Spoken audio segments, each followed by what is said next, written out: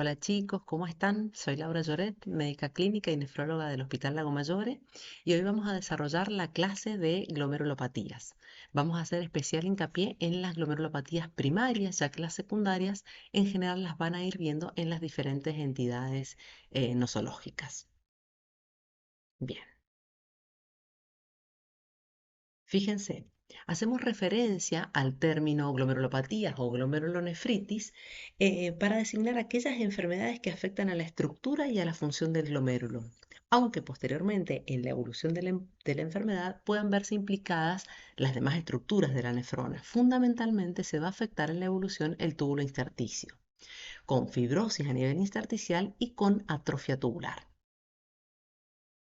Hablamos de glomerulonefritis primarias cuando la afectación renal no es consecuencia de una enfermedad general, sino que las manifestaciones clínicas están restringidas al riñón. Mientras que mencionamos a las glomerulonefritis o glomerulopatías secundarias cuando la afectación renal está en el seno de una enfermedad sistémica. Es decir, el compromiso renal es parte del resto del compromiso de otros órganos y sistemas. Esta enfermedad puede ser infecciosa, puede ser neoplásica, puede ser una colágenovasculitis, y acá el típico ejemplo es la nefropatía lúpica en el contexto de un paciente con lupus eritematoso sistémico, la nefropatía diabética, por ejemplo, en una enfermedad metabólica como es la diabetes, o bien en la exposición a diferentes fármacos nefrotóxicos. Es importante que recuerden que las formas secundarias, todas las glomerulopatías secundarias, van a responder al tratamiento de la enfermedad de base. Es decir, en general no tienen un tratamiento específico por el compromiso renal, sino que responderían al tratamiento de la enfermedad sistémica que les dio origen. Con respecto a la etiología de la glomerulonefritis primaria, en general son pacientes que tienen una base inmunológica, aunque en la mayoría de los casos desconocemos el antígeno que causa la enfermedad. En algunos casos, la activación inespecífica de la inflamación puede causar o agravar el daño glomerular. También se describen algunos microorganismos como desencadenantes o algunas respuestas inmunes anómalas frente a antígenos microbianos. Por otro lado, se describen factores genéticos como causa o como estimulantes de la progresión de la enfermedad. Incluso algunos factores genéticos podrían condicionar la respuesta al tratamiento de las enfermedades glomerulares. Con respecto a la epidemiología, según datos de diferentes series y de distintos registros de biopsias renales realizados en distintas partes del mundo, la nefropatía por IgA, que es la patología glomerular primaria más frecuente en todo el mundo, junto con la glomerulosclerosis focal segmentaria y la nefropatía membranosa, constituyen casi la mitad de la patología renal biopsiada. Las patologías más frecuentes por edades la distribución sería más o menos así. La nefropatía por IgA se presenta frecuentemente en jóvenes entre 15 y 45 años. De nuevo, por IgA y nefropatía membranosa en el grupo etario constituido entre 45 y 65 años. Y las vasculitis y la nefropatía membranosa se presentan en pacientes mayores de 65 años. ¿Cuál es la causa o la manifestación clínica que motiva la realización de una biopsia renal? En la mayoría de los pacientes es la presencia de un síndrome nefrótico. En la actualidad, la biopsia renal es el gol estándar para el diagnóstico de enfermedades glomerulares, y una vez que uno obtiene la muestra histológica es necesario realizar microscopía óptica, inmunofluorescencia y, de ser posible, aunque no está disponible en todos los centros, microscopía electrónica. Pero al menos óptica e inmunofluorescencia nos permitirán aclarar de qué entidad se trata la que tiene nuestro paciente. Las glomerulonefritis primarias son un grupo heterogéneo de enfermedades y es difícil establecer una única clasificación, pero de acuerdo a datos evolutivos, histológicos y clínicos podríamos hacer una aproximación a esta clasificación. Podemos decir que según la evolución va a ser aguda, y aquella que comienza en un momento conocido y habitualmente tiene síntomas claros, se instaura en pocos días a semanas y suele cursar con hematuria, a veces con proteinuria en diferente rango, con la presencia de edemas, con hipertensión y cierta disfunción renal en el paciente. Una presentación podría ser subaguda cuando tiene un comienzo menos claro, pero con un deterioro de la función renal progresivo en semanas o meses, sin tendencia a la mejoría. Y decimos que aquel paciente tiene una enfermedad crónica cuando, independientemente del momento del comienzo, las manifestaciones se presentan y se sostienen más allá de 3 meses. Suelen cursar con hematuria, con proteinuria, con hipertensión y con diferentes grados de insuficiencia renal. Una clasificación histológica nos permite dividirlas en aquellas glomerulonefritis proliferativas y las no proliferativas. Fíjense, aquellas en las que hay proliferación. ¿Proliferación de qué? De las células nativas, de las células del glomérulo.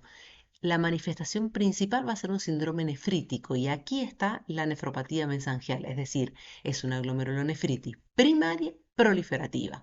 Fundamentalmente la IgA es la más frecuente, aunque también se describe, disculpen, una por IgM. Después tenemos la glomerulonefritis membranoproliferativa, entre las proliferativas también, la postestreptocóxica, muy poco frecuente en adultos, prácticamente privativa de pacientes jóvenes, niños o adolescentes, y la glomerulonefritis extracapilar, que nos vamos a detener hacia el final un ratito, dada la gravedad de la presentación y por tratarse de una urgencia nefrológica. Mientras que en el grupo de las no proliferativas, que son aquellas que se van a presentar, se van a manifestar con un síndrome nefrótico, se encuentra la nefropatía de cambios mínimos, la glomerulosclerosis focal y segmentaria y la nefropatía membranosa. Fíjense las formas de presentación de las glomerulonefritis. Se pueden presentar con un síndrome nefrítico, es decir, con hipertensión, con disfunción renal y con la presencia de hematuria, con un síndrome nefrótico. Recuerden aquel paciente que tiene proteinúria mayor de 3,5 gramos en 24 horas, con hipoluminemia, con dislipidemia y con la presencia de edemas. Un paciente que tiene un síndrome nefrítico nefrótico, es decir, la combinación de ambos hallazgos que acabamos de describir, la presencia de hematuria microscópica aislada, un paciente que solamente tiene la presencia de más de 5 hematíes por campo en un sedimento o en un examen de orina, aquel paciente que se presenta con hematuria macroscópica, es decir, hematuria que es visible al ojo humano, habitualmente es un paciente que viene muy asustado, muy angustiado y que motiva rápidamente la consulta. La presencia de proteinuria no nefrótica aislada, es decir, un paciente que no tiene mayor a 3,5 gramos en 24 horas y por lo tanto en general no tiene edemas, no tiene hipoluminemia ni dislipidemia.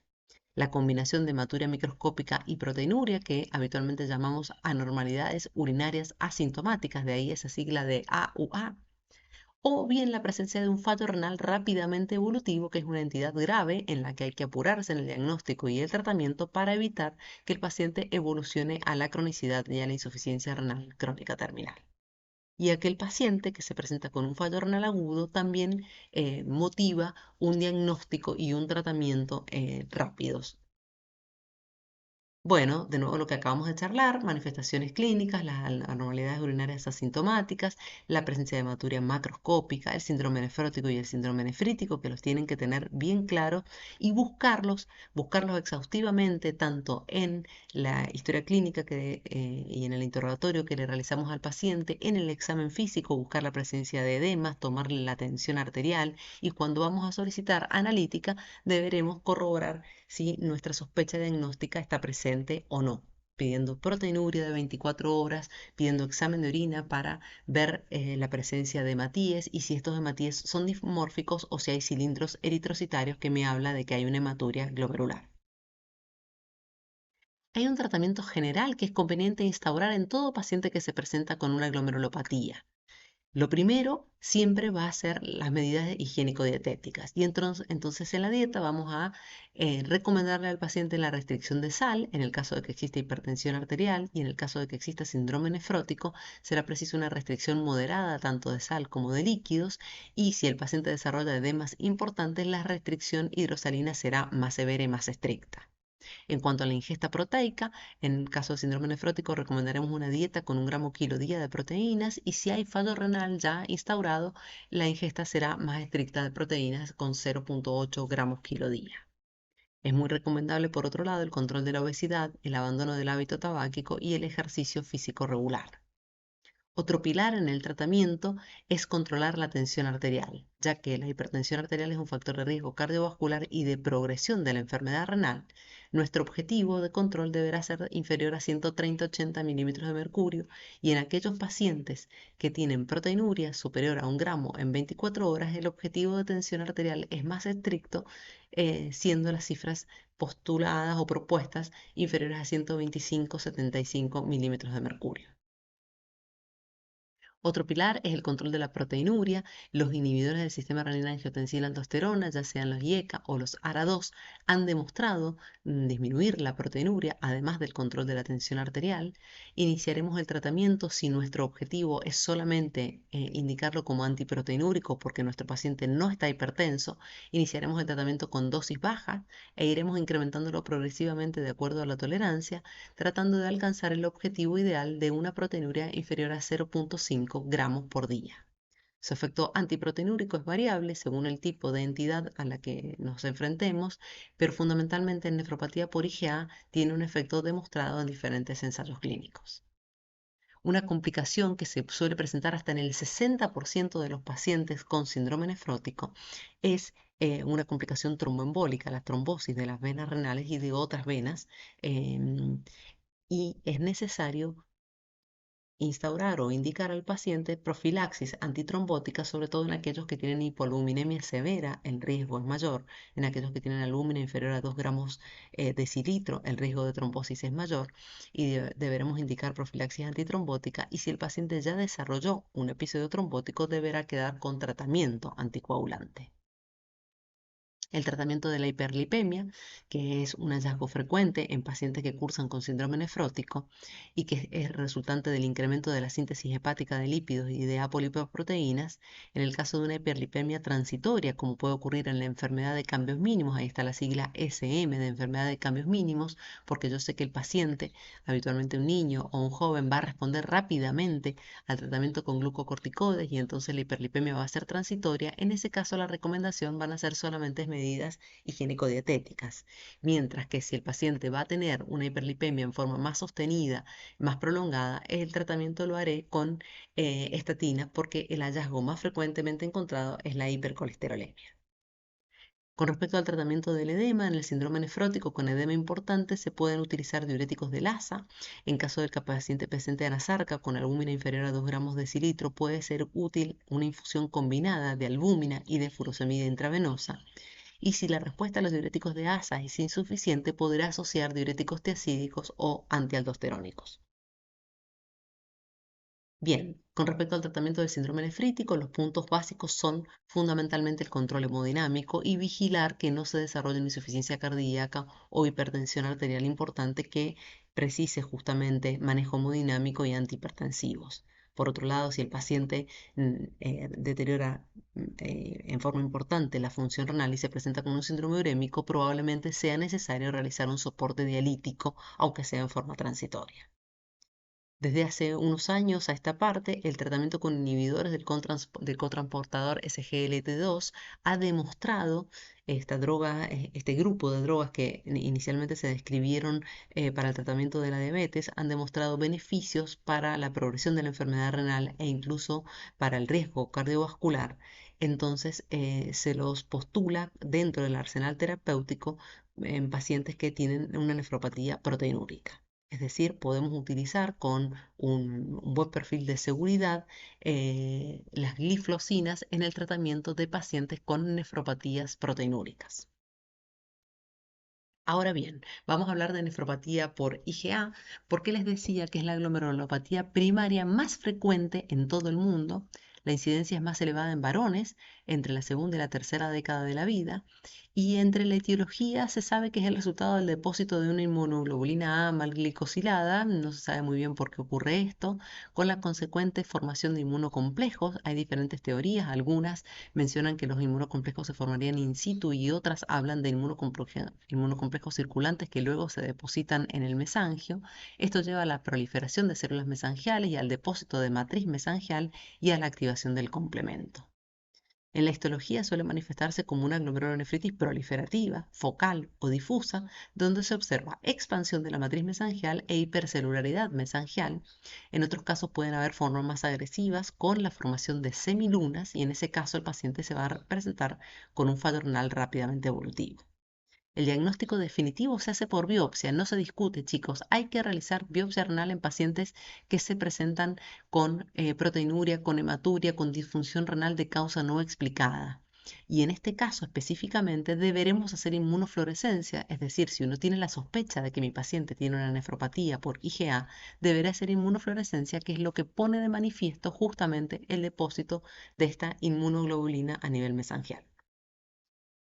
Fíjense la presentación clínica. La presentación clínica más clásica, más frecuente y de mejor pronóstico es un varón o un niño, adolescente, joven, con episodios recurrentes de hematuria macroscópica, de aparición brusca, precedidos inmediatamente o en forma concomitante por una infección de vías aéreas superiores o, con menos frecuencia, una infección del tubo digestivo. Es decir, es el paciente que prácticamente mientras empieza con el dolor de garganta, con las manifestaciones de vía aérea superior, presenta hematuria macroscópica y concurre a la consulta. A veces también acusan dolor lumbar. Estos episodios son autolimitados, no se acompañan de disfunción renal, no está hipertenso el paciente y no tiene otros síntomas sistémicos. Esta es la forma de presentación más frecuente, más clásica y más benigna. Hay otras formas de presentación, como son la presencia de hematuria microscópica aislada, y en este caso habitualmente es un hallazgo en el laboratorio, en una analítica solicitada de control clínico de un paciente sano, o por otra razón, y se aíslan estos hematíes, más de 5 hematíes por campo, hematíes dismórficos o con cilindros eritrocitarios.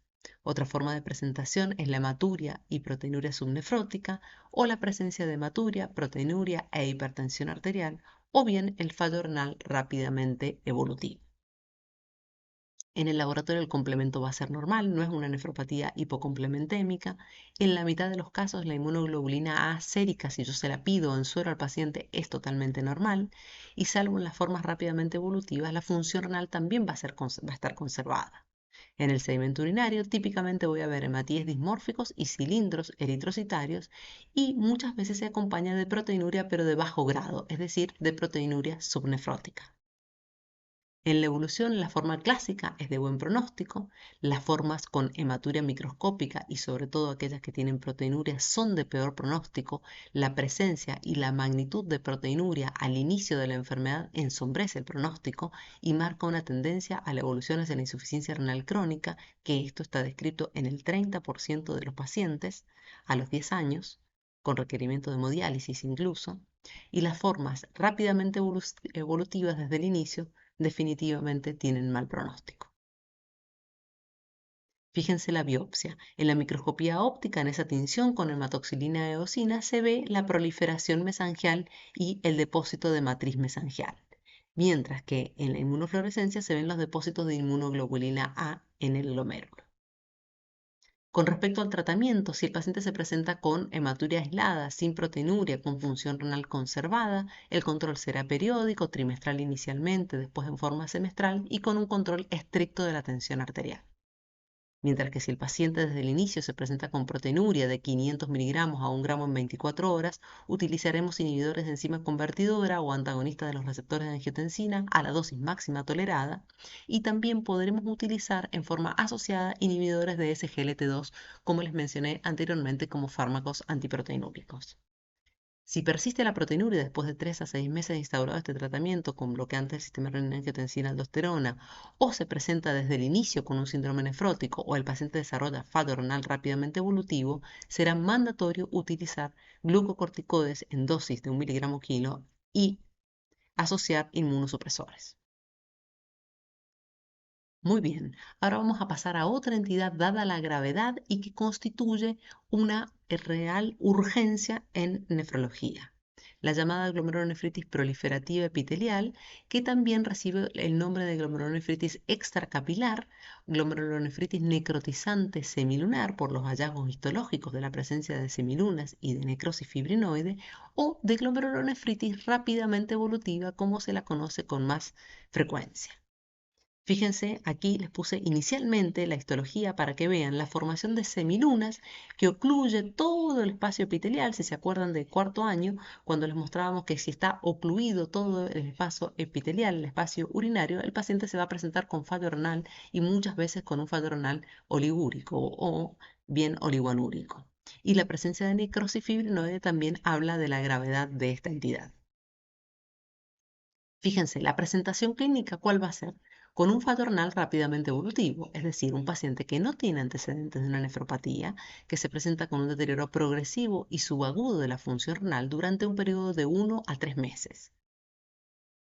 Debemos recordar las otras definiciones, como han visto en la clase de fallo renal agudo, es un paciente que desarrolla un deterioro rápido de la función renal que se instaura en el periodo de días hasta 3 o 4 semanas.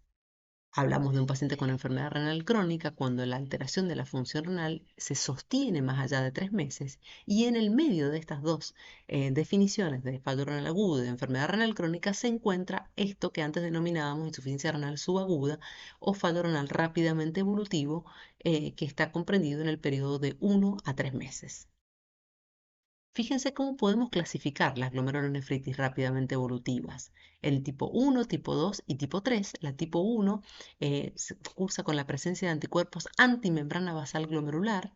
La tipo 2 está dada por el desarrollo de inmunocomplejos. Y la tipo 3, denominada pausa inmune, es decir, sin inmunocomplejos ni anticuerpos depositados en el glomérulo en la histología.